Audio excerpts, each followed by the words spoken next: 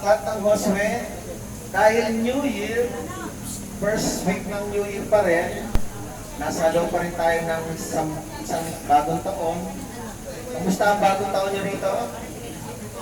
Happy? Maraming dumalaw ba ng Christmas? Maraming dumalaw? Kasi ang Christmas natapat ng Thursday eh. Inisip ko, pag pupunta ako dito, baka marami kayong dalaw. Ayaw ko nang gambalain yung oras ng Pasko para sa pamilya nyo, di ba? Bagong taon, ganun din, baka maraming dumalaw. So, bigyan natin pagkakataon yung pamilya niyo dumalaw. So, Thursday, dalawang Thursday po, Pasko at saka bagong taon. So, ngayon, balik po tayo sa pag-aaral. Basahin ko lang po yung aklat ng Josue. Andiyan na kayo? Sa mga wala, pwede ko kayo makinig. Sa mga may Bible, pwede sumunod. Sabi po dito, okay, okay na tayo? Okay na? Mga kalalakihan, okay na ka dyan?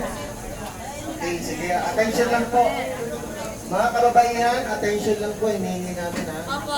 Makinig po tayo ha. Okay, sabi rito sa aklat ng Josue, chapter 1, verse 1, pagkamatay ni Moses, na lingkod ni Yahweh, sinabi ni Yahweh kay Josue, at si Yahweh dito ang Diyos Ama ha.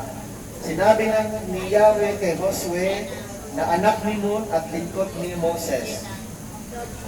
Sabi rito, patay na ang lingkod kong si Moses. Ngayon, humanda ka at ang buong Israel at tumawid kayo sa ilog Jordan. Patungo sa lupain ibinibigay ko sa kanila. Gaya ng aking sinabi kay Moses, ibinigay ko na sa inyo ang lahat ng lupain inyong mararating. Ito ang magiging hangganan ninyo sa ilaga ay sa kabundukan ng Lebanon. Sa timog ay ang disyerto, sa silangan, ang malaking ilog Euphrates at sa kanluran mula sa lupain ng mga Heteo hanggang sa dagat Mediterraneo. Okay. So dito mga kapatid, kamamatay pa lang ni Moses. Si Josue, o sa English title or name ni Josue, Joshua. Kamamatay pa lang ni Moses, siya ang napili ng Panginoon na papalit kay Moses, si Joshua. Kaya sabi rito, patay na ang lingkod ko si Moses, ngayon humanda ka at ang buong Israel ay tumawid kayo sa ilog Jordan. So siya yung papalit, mga kapatid. Dito ba, sino ang pinaka-leader dito? Si Mayor? Mayor. Ikaw pa rin ba, Mayor? Okay. So, mga kapatid, si Moses ay patay na, so ang pumapalit ay si Joshua. Sa ibang mga talata, sa ibang mga version ng Bible, napakalungkot ni Joshua. Kaya nga sabi doon sa Bible, tumayo ka, pinatatayo siya dahil stress na siya, si Joshua. Nagsasuffer po siya, nasa depression po si Joshua dahil matay na yung kanyang master, si Moses. So si Joshua, mas bata naman siya kaysa kay Moses. Pero si Joshua, na-train po siya, lagi niyang kasama, siya assistant ni Moses, nakita niya yung pananampalataya ni Moses. Kaya sabi rito, patay na aking lingkod na si Moses. Ngayon humanda ka at ang buong Israel at tumawid kayo sa ilog Jordan. Patungo sa lupain, ibinibigay ko sa kanila. Verse 3, gaya ng aking sinabi kay Moses, ibinigay ko na sa inyo ang lahat ng lupain inyo mararating. So binanggit kanina, yung lang hangganan, north, east, south, west. Okay? Ito po yung lugar ng promised land. Ito po yung bansang Israel sa panahon ngayon. Ito po yung bansang Israel sa panahon ngayon. Pero lugar ito na Kanaan noong unang panahon pa. At ito yung lupang pinangako ng Diyos kay Moses para sa mga Israelita. Okay. Tuloy ko lang, verse 5. Walang makakagapi sa iyo, sabi ng Panginoon kay Josue, walang makakagapi sa iyo habang ikaw ay nabubuhay. Sasamahan kita dahil ng pagpatnubay ko kay Moses. Hindi kita iiwan ni, ang nakalagay dyan? Di pababayaan. Okay? Familiar ba kayo doon? Hindi kita iiwan, hindi pababayaan. I will never leave you nor forsake you. Amen? Familiar kayo sa mga ganong praise, sa mga ganong sinasabi ng Panginoon? Ilang beses itong sasabihin ni Lord kay Joshua. So mga kapatid, malungkot si Joshua, nadidepress po siya dahil ilang milyon po yung mga Israelita ang i-guide niya patungo sa Promised Land. Tumigit kumulang 3 million po ito. Sa kasaysayan po natin, parang wala pang umabot ng ganong karaming tao na parang umiikot lang po sila sa ilang na lugar, wilderness o kaya disyerto, for 40 years, tapos bigla na silang papasok sa Kanaan. Dumami na po sila dito sa lugar ng wilderness at papasok po sila sa lupang ipinangako. Ngayon, napakarami po ito. Marami po yung pamumunuan ni Joshua. Dito, ilan kayo ngayon? 17? 92. So, mahirap ang pamunuan yung 92. Gawa ng clearance. Clearance, ha? Halo-halo, iba-iba yung karakter, iba-iba yung behavior ninyo, di ba? Iba-iba. Karamihan, gusto ko to, gusto ko yan. Minsan, dahil sa musnod. Alam niyo mga Israelita, ganun din yung behavior. Matitigas din ang ulo. Inaamin niyo ba, matitigas pa ulo niyo? Opo! Pero dapat sumunod tayo sa patakaran, di ba? Sumunod tayo sa namumuno. Kasi kung walang kaayusan, magkakagulo-gulo tayo. Magkakasakitan tayo. Dito tayo ay tinuturuan para maging magpakumbaba. Amen ba ron? Tinuturuan tayo sumunod. Kasi sa labas, hindi tayo sumusunod eh. Tama ba? Kung sumusunod tayo sa labas, malamang wala tayo rito. Tama ba yan? Eh ngayon, dito, hindi maiwasan na talagang susunod talaga tayo. Kung sa labas, hindi tayo nadidisiplina ng mga magulang natin, dapat dito meron. Amen? Ito yung pagmumold sa atin, ito yung pagbibigay sa atin ng parang gabay para pagdating sa labas, mamuhay tayo na nasasakop ng disiplina ng mga tao. Minsan ganito nangyayari. Ito, nangyayari ito madalas. May mga driver na kung mag-drive dito sa atin, sa Manila, talagang alam mo na, violator. Diba? Madalas ganon.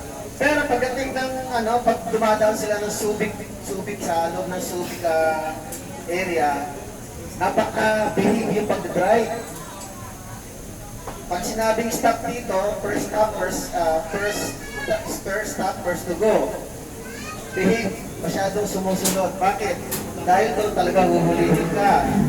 Mataas ang standard na traffic violation o traffic policy sa Subic kasi ang Subic kasi ay pinamahalaan ng Amerikano. Kaya mahigpit doon. Kaya ngayon, pag pumapasok sa mga nag-drive doon, tinutuloy-tuloy lang yung ganong policy. Pero pagdating ng labas ng Subic, kanya-kanya na. Hindi na sumusunod yung marami. Pero maraming may disiplina. Amen? Amen! So ganun din. So dito sa loob, mayroong patakaran na dapat sundin natin yung mga pamumuno, yung mga nilagay na leader, at para maging madali ang buhay natin. Amen? Wala tayong kaaway, may kapayapaan. So, si Joshua, almost 3 million more or less, ang pamumunuan niya, papasok po sila sa Promised Land. Malungkot po siya dahil ang master niya na si Moses ay namatay. Masasabihin na lang natin na parang iniidolo niya yun, parang ama niya ngayon. Kaya lang, sabi ng Panginoon, patay na. Ikaw ang mamumuno. Parang ganon. Kaya sabi rito ng Panginoon, hindi kita iiwan, hindi kita pababayaan. Kayo po ba, kapag narinig niyo yung salitang ganito mula sa Panginoon, ano mararamdaman niyo? Masaya. Di ba? Kapag meron kang may nangako sa iyo na makapangyarihan, halimbawa, aakbayan ka, hindi kita pababayaan, hindi kita iiwan. Masarap ng pakiramdam nun, di ba? Ngayon, yun ang pangako ng Diyos kay Joshua. O verse 6, magpakatatag ka at lakasan mo ang iyong loob sapagkat ikaw ang mamumuno sa bayang ito sa pagsakop nila sa lupain ibibigay ko sa kanila. ayon sa aking pangako sa inyong mga ninuno. Tapos ulitin ulit ito ni Lord, Timothy, Joshua, basta't magpakatatag ka at lakasan mo ang iyong loob. Sundin mong mabuti ang buong kautusan ibinigay ko sa inyo ni Moses. Huwag kang susuway sa anumang nakasaad doon at magtatagumpay ka saan ka man magpunta. Okay, paano magtatagumpay si Joshua? Ano gagawin? Susunod sa anumang nakasulat doon sa kautusan. Amen? Amen. At doon daw, pag sumunod siya, magtatagumpay ka saan ka man magpunta. Mga kapatid, alam niyo po ba na kahit kayo nasa loob, kaya niya magtagumpay? Ha? Amen. Hindi pa tapos ang buhay. Amen? Amen. Pero si Brad, boy, ilang taon ka na? Ilang taon ka na? Ha? Balita. Akala ko bata pa.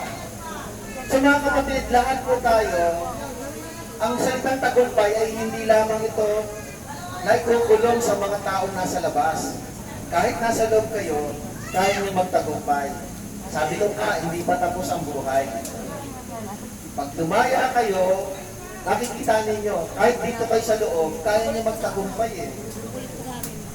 Kaya nga sabi dito ni Lord kay Joshua, sumunod ka lang, sundin mo ang mabuting kautusan, ibinigay sa iyo ng Panginoon, galing kay Moses, huwag kang susuway sa anumang nakasaad doon, at magtatagumpay ka saan ka man magpunta. So mga kapatid, marami pong tao na sumusuway sa pangaral ng mga magulang, sumusuway sa pangaral ng mga mahal sa buhay, sumusuway sa batas.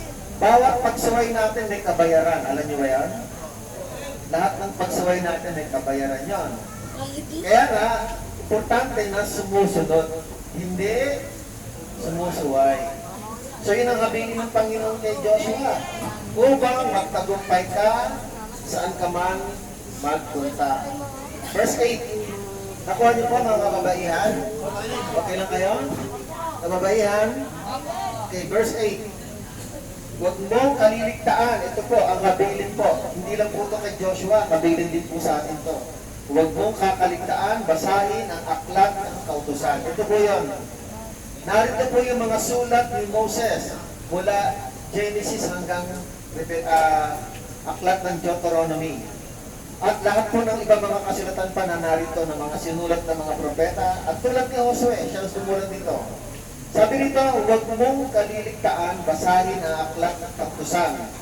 Pagbulay-bulayan mo iyon araw at gabi upang matupad mo ang lahat ng nakasaad doon. Sa ganon, magiging masagana at matagumpay ang iyong pamumuhay. Gusto niyo ba magtagumpay kayo sa inyong buhay? Amen. Ito po hindi sikreto, nire-reveal na nga, pinakahayag na nga ng Panginoon.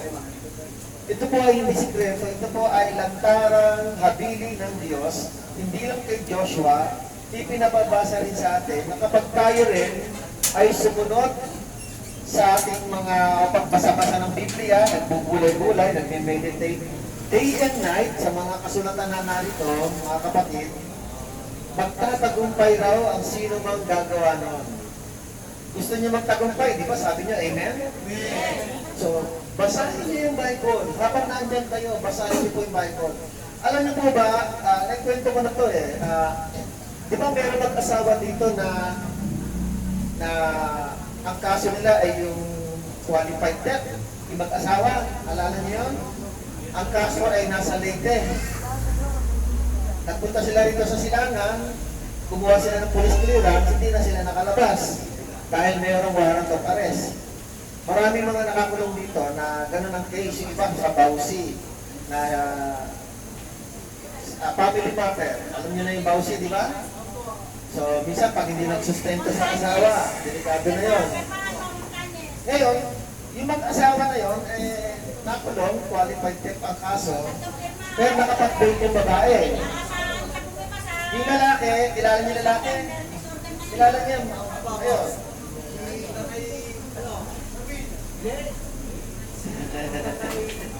16 years old na Michael John. Okay, ganito na yan rin. Ngayon, binigyan siya ng pamasahe ng office of the mayor natin para yung hearing, yung pagharap sa korte, hindi na online, para face-to-face na. Nagpumunta po siya ng Leyte. Amen? Kinoknot ako po yung complainant niya. Sabi ko sa complainant niya, baka pwede nang patawarin. Kasi yung complainant niya, hindi niya alam na nakulong noon. Yung complainant niya, hindi niya alam nakulong. Akala niya, basta lamang yung sabik na, basta lamang yung arat ng pares, eh gumugulong yung batas eh.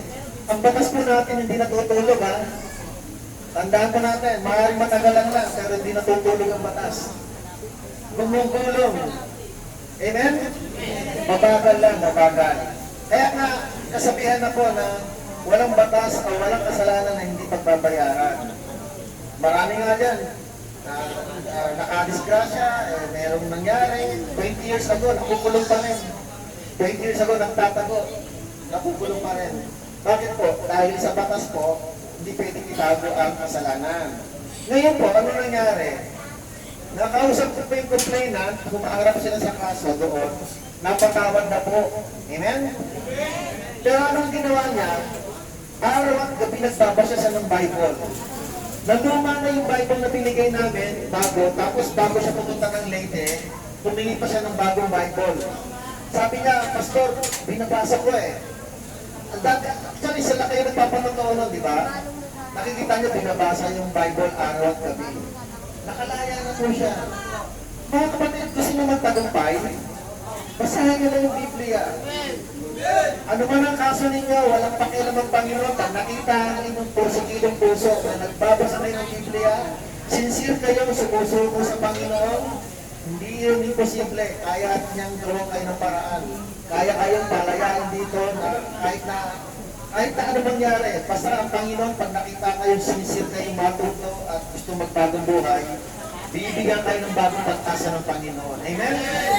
Kaya nga, ito sinasabi ng Panginoon kay Joshua, pag bulay-bulayan mo iyon, ang kautosan, araw at gabi, upang matupad mo ang lahat ng nakasaad doon.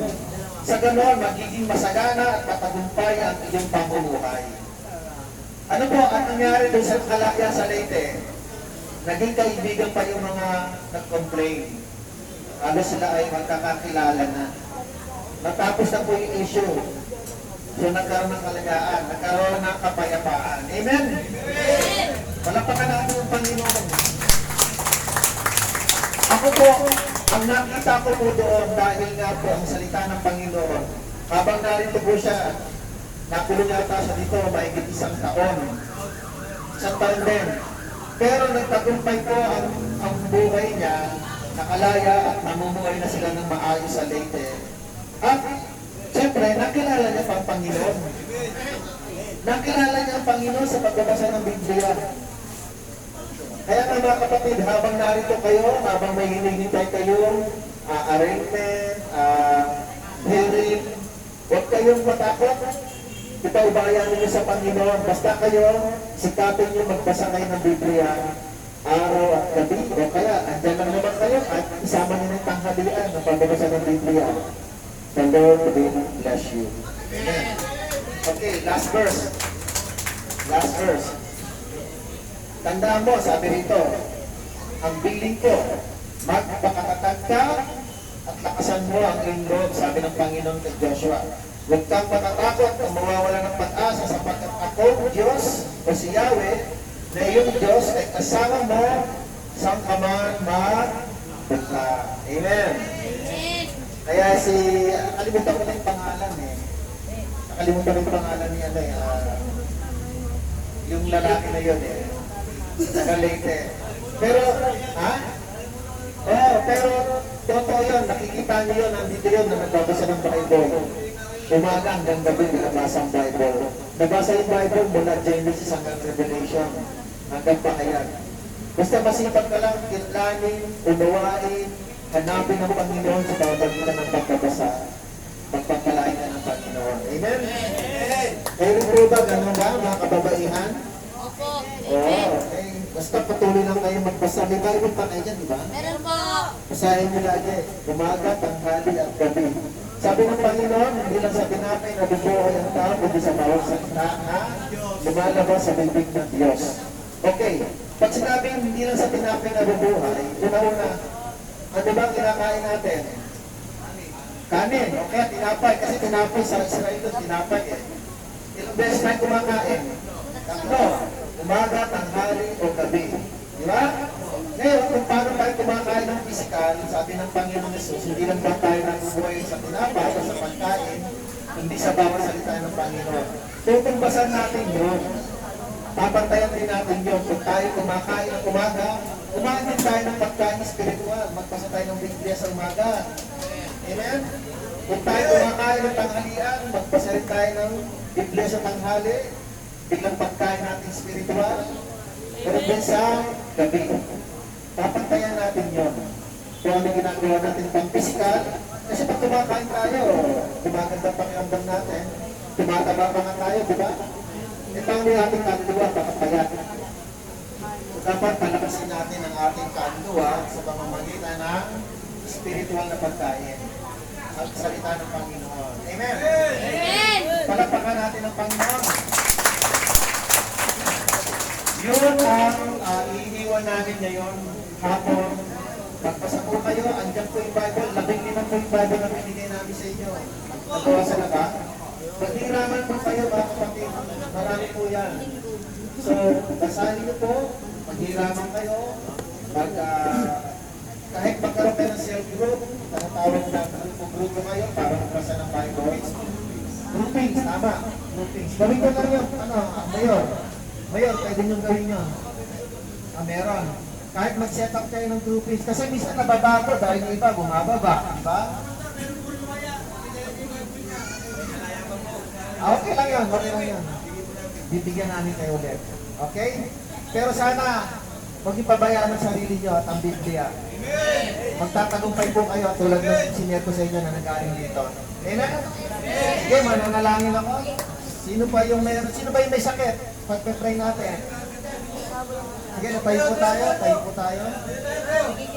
Sa susunod, babalik tayo sa aklat ng Mateo, ha? Series po tayo, eh. Mateo ba o Marcos? Marcos yata, o Marcos, o. Marcos, okay. Sige, let's pray.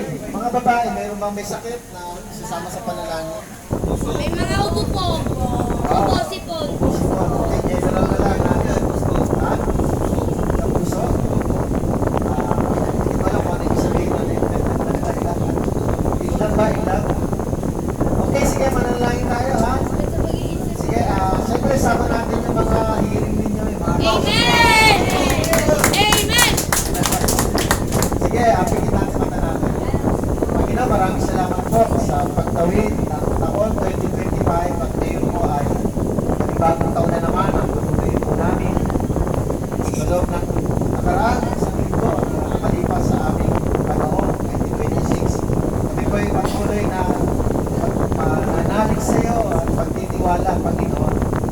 Lord, ang mga kapatid ko dito, at nandito ngayon, ang iba rito ay mga taon matagal na, may taon na, ang iba dito ay mga bago pa. Nawadalain ko po, Ama, na sila po ay magkaisa, magtamayan, magtulungan, magpasensya ng Panginoon na hindi ganun kadali ang sitwasyon nila. Tulungan niyo po sila na magbigayan, magmalasakitan sa isa't isa, at magmahalan bilang magkakapatid, Panginoon. At dalayan ko rin po ang pamilya nila, ang mga asawa nila, anak, mga magulang at kapatid nila na naiwan. Nawa, ay ingatan niyo po, Panginoon. Hindi magtatagal at darating din panahon na malaya ang mga mahal na sa buhay, Panginoon. Kaya dalangin namin ang mga kaso nila, kung ano man yung kaso nila, ito man ay pagaan o mabigat na kaso, kami po ay umaasa na darating din ang panahon, Panginoon, na sila ay makakalaya. Pagkakay po ang Diyos ng kapayapaan at kalayaan, Panginoon. Kaya aming Diyos, maraming salamat po, Panginoon. Kaya dalangin ko po sa inyo na patuloy mo pong pagpalain sila na habang narito sila. Tulungan po silang mag-enjoy na magbasa ng Biblia tulad ng habilin mo kay Joshua, Panginoon. Basahin ang kautusan, umaga at gabi. Meditate, pagmulay-mulayan ang kautusan, umaga at gabi upang si Joshua ay magtagumpay. Ganun din ang habilin mo sa bawat isa sa amin na na narito sila ngayon para tulungan niyo sila magdisiplina at magbasa ng Biblia na habang narito sila ay matagpuan kanawa ng nila Panginoon. Habang narito sila, makakilala ka ng gawa nilang Panginoon. Dahil sa labas, maaari hindi sila nakakapagbasa. Maaari hindi sila nakakadinig ng salita mo. Ngunit dito sa loob, ay nagkakaroon sila ng pagkakataon, maginig ang iyong salita at pagpilay-pilayan. Katulad ng pangako mo kay Joshua, panalangin din namin sa mga kapatid ko narito ngayon na sila po ay huwag niyong pababayaan, Panginoon, huwag din ninyong iiwan.